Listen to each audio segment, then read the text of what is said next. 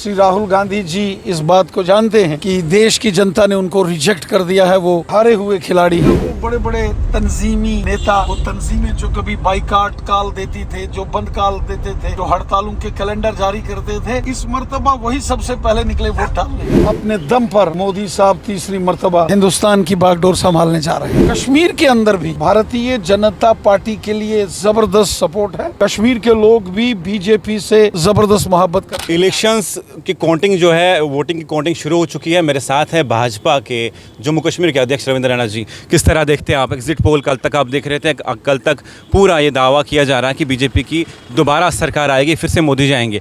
आज एग्जैक्ट पोल के रिजल्ट्स आने वाले, किस तरह देखते हैं? जबरदस्त जीत के साथ तीसरी मर्तबा हिंदुस्तान की बागडोर है। हिंदुस्तान की जो सेवा का, खिदमत का मौका देश की आवाम ने फिर मोदी साहब को दिया है। कश्मीर से कन्याकुमारी तक और गुजरात से अरुणाचल तक पूरे हिंदुस्तान में ज़बरदस्त जश्न हो रहा है। और जो इस समय पूरे मुल्क में काउंटिंग चल रही है, अपने दम पर मोदी साहब तीसरी मर्तबा हिंदुस्तान की बागडोर संभालने जा रहे हैं। अब मुझे बताइए, राहुल गांधी कहते हैं कि जैसे सिद्धू वाले का 295 सॉन्ग है, हमारी भी 295 सीट आएंगी। उसको किस तरह देखते हैं? वो कहते हैं कि एग्जिट पोल जो है आज तक मोदी जी का एग्जिट पोल है। श्री राहुल गांधी साहब इस बात को अच्छे से समझते हैं कि उनकी पार्टी के नेताओं की ज़मानतें ज़ब्त हो गई हैं। श्री राहुल गांधी जी इस बात को जानते हैं कि देश की जनता ने उनको रिजेक्ट कर दिया है। वो हारे हुए खिलाड़ी हैं। इसलिए जो खिलाड़ी बुरे तरीके से हार जाता है, वो अलग अलग किस्म की बहानेबाजियां लगाता है। राहुल गांधी जितनी बहानेबाजी कर सकते थे वो उन्होंने की, लेकिन जो उन्होंने नेगेटिव पॉलिटिक्स की, वही नतीजा रहा उनकी हार का, और बुरे तरीके से कांग्रेस पार्टी की हार हुई है। यहाँ तो कहा जा रहा है कि आप ये 2 सीटें जीत सकते हैं, लेकिन कश्मीर में क्या मन कर रहा है? कौन जीतना चाहिए?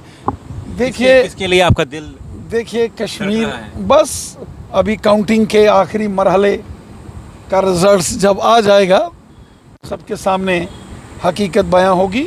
कश्मीर के अंदर भी भारतीय जनता पार्टी के लिए ज़बरदस्त सपोर्ट है। कश्मीर के लोग भी बीजेपी से ज़बरदस्त मोहब्बत करते हैं। लेकिन आपके लोग वहाँ पे नहीं, जो बल्लेबाजी की थी, क्या लगता है कि छक्का लग जाएगा इस बार? नहीं, ऐसा है कि हम तो चाहते थे कि भारतीय जनता पार्टी खुद कश्मीर की तीनों सीटों पर चुनाव लड़े, क्योंकि हमने बहुत मेहनत की थी, बहुत ज़्यादा मेहनत की थी। और मैं इतना ज़रूर कहता हूँ कि श्रीनगर पार्लियामेंट सीट और बारामूला पार्लियामेंट सीट पर बीजेपी को अच्छा खासा वोट मिलता, अच्छा खासा वोट। लेकिन अनंतनाग, राजौरी, पुंछ पार्लियामेंट सीट यकीनन भारतीय जनता पार्टी की सीट पर जीत होती। लोगों के दिल में मलाल रह गया, लोग बीजेपी को वोट करना चाहते थे। बहुत ज़्यादा काम अनंतनाग, राजौरी, पुंछ में बीजेपी ने किया था, चाहे कश्मीर में अनंतनाग, कुलगाम, शोपियान हो, जैनपुरा, या फिर राजौरी, पुंछ का एरिया हो। बीजेपी ने तमाम लोगों की खिदमत की, गरीबों का भला किया, और ख़ासकर पहाड़ी कबीला, गुजर बकरवाल कबीला, ओबीसी कम्युनिटी, कश्मीरी लोग, सबकी खिदमत मोदी साहब ने की। और लोग चाहते थे मोदी साहब को, बीजेपी को कमल के फूल का बटन दबाना। आपको लगता है जिसके लिए भारतीय जनता पार्टी ने बड़ी मेहनत की, चाहे वो साउथ कश्मीर हो या नॉर्थ कश्मीर हो, आप लोगों ने मेहनत की है, चाहे सेंट्रल कश्मीर हो, क्या आपको लगता है कि वो मेहनत रंग लाएगी इस बार? यकीनन भारतीय जनता पार्टी का एक मजबूत तरीन ऑर्गेनाइजेशन आज वादी कश्मीर में है। हर गाँव में और हर शहर की हर वार्ड और मोहल्ले में आज भारतीय जनता पार्टी के वर्कर हैं। और हम आने वाले सालों में और मेहनत करेंगे ताकि जो असेंबली के इलेक्शंस हैं उसमें बीजेपी की अपने दम पर जीत हो। रही बात इन लोकसभा चुनावों में, मैं विश्वास के साथ कहता हूं कि जहां जहां हमारे लोगों ने, हमारे वर्कर्स ने जिस कैंडिडेट की सपोर्ट की होगी, उम्मीद करता हूं उनकी जीत होगी। लगभग 30 या 32 साल बाइकआउट कॉल के बाद लोगों ने वोटिंग की और पोलिंग टर्नआउट इतना हाईएस्ट आया। किस तरह देखते हैं? आपको लगता है कि आपकी जो मेहनत थी वो रंग लाई, या लोग अवेयर हो गए? मैं वादी कश्मीर की आवाम को बहुत बहुत मुबारकबाद देता हूँ। दिल खोल कर कश्मीर की आवाम ने इस मर्तबा वोटिंग की।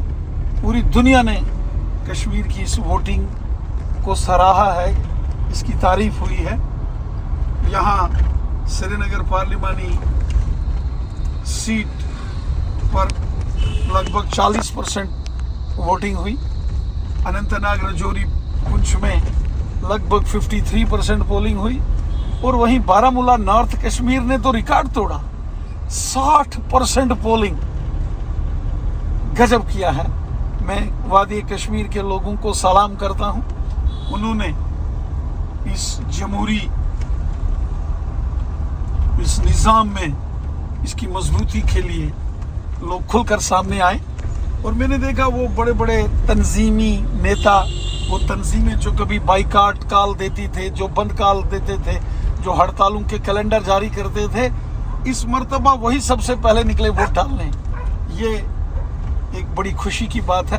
जमात इस्लामी ने कहा कि हमें भी मौका दीजिए, हम भी इलेक्शन कॉन्टेस्ट करना चाहते हैं। क्या आपको लगता है कि असेंबली इलेक्शन में उनको मौका मिलेगा? देखिए, कोई भी जमात, कोई भी ऑर्गेनाइजेशन अगर मुल्क के आइन को मानती है और मुल्क के शहरी होने के नाते, जैसे उन्होंने इस बार वोटिंग में हिस्सा लिया, उन्होंने वोट डाले, उसी तरह से अगर वो मुल्क के आइन को मानते हुए इलेक्शन में खड़े होते हैं, इलेक्शन लड़ने के लिए वो अगर मैदान में उतरते हैं, तो कौन रोकता है। लेकिन शर्त ये है कि मुल्क के आइन को आपको मानना पड़ेगा, मुल्क के आइन के मुताबिक आपको काम करना पड़ेगा और मुल्क की आवाम की, गरीबों की खिदमत के लिए काम करना पड़ेगा। ये लड़ाई झगड़े, ये फसाद, ये बंद कालें, ये हड़तालें, ये बंद करने पड़ेंगी। लोगों की बेहतरी के लिए काम करना पड़ेगा। हमारा मुल्क एक जमहूरी मुल्क है, कोई भी शख्स अपनी पार्टी बना सकता है, कोई भी शख्स इलेक्शन लड़ सकता है। हमारा मुल्क का आइन सबको ये इजाज़त देता है। चलिए, बहुत शुक्रिया।